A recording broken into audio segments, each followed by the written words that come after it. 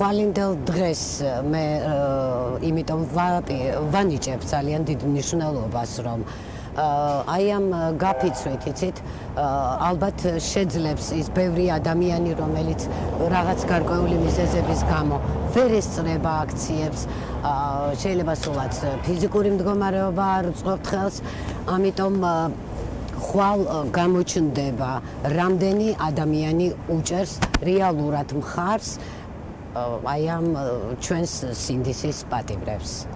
ამიტომ რა თქმა უნდა, დღეს მათთვის ყველანაირ მხარდაჭერას ძალიან დიდი მნიშვნელობა აქვს და ვფიქრობ, რომ აი ეს გაფიცვაც შეიძლება ერთგვარი გაფრთხილება აღმოჩნდეს დღევანდელი სასამართლოსთვის, დღევანდელი ხელისუფლებისთვის. ქალბატონო ინგა, ჩვენ ვნახეთ, როგორ გაუშვეს ეს ადამიანები ერთი ხელის თმოსვით, ყოველგვარი არგუმენტების გარეშე ციხეში, ჯგუფური ძალადობა და ერთმანეთის მიყოლებით ერთნაირი ჩვენებები მათ წინააღმდეგ, რომელსაც პოლიციის თანამშრომლები აძლევენ ხოლმე სასამართლოს სხდომაზე. მე შემდეგ ვნახეთ მოსამართლეები, რომლებიც დემონსტრაციულად თითქოს და სადღესასწაულოდ ჰქონდეს აქ ვინმე საქმე, მიდიოდნენ საქეიფოდ და ვნახეთ პროტესტიც. არ ვიცი, მე რამდენი დღეს ითვლის ქვეყანა მასშტაბური პროტესტებისა უკვე აღარც ვიცით. როგორ ფიქრობთ, რა დაახევინებს რეჟიმს უკან და რეალურად რატომ აქვს ეს შურისძიების ასეთი სურვილი ივანიშვილს ამ ადამიანების მიმართ? რა ვერ აპატია ახალგაზრდებს? ის რომ მათ არ აქვთ პრორუსული განწყობა. ერთადერთი მიზეზი არსებობს ეს.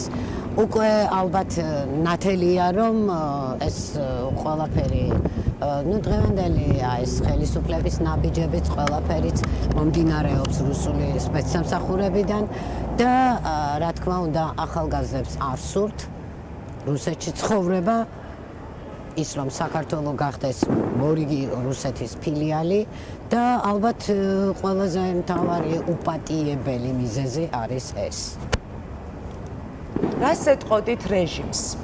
არ იღლება ხალხი და არ იღლებიან რეჟიმის ტყვეების ოჯახის წევრები. ალბათ ყველაზე დიდ გამძლეობას საპატიმროში გამოკეტილებს აძლევთ თქვენ, ხო? იმიტომ რომ ყოველ დღე მათ ეუბნებით, აჩვენებთ, რომ ნაკლებად ცდილობთ ყოველ შემთხვევაში აჩვენოთ, რომ ნაკლებად ნერვიულობთ. ეუბნება მთელი საქართველო ქუჩაში გამოსული, რომ ამაყობს მათი. თქვენ რას ეტყოდით რეჟიმს?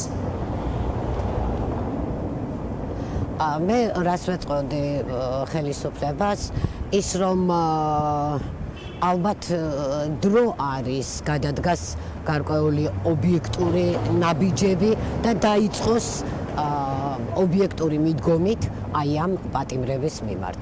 იმიტომ რომ ქვეყანა, სადაც სასამართლო არ არის დამოუკიდებელი, სადაც სასამართლო არ არის სამართლიანი, ის ქვეყანა არ არის შემდგარი.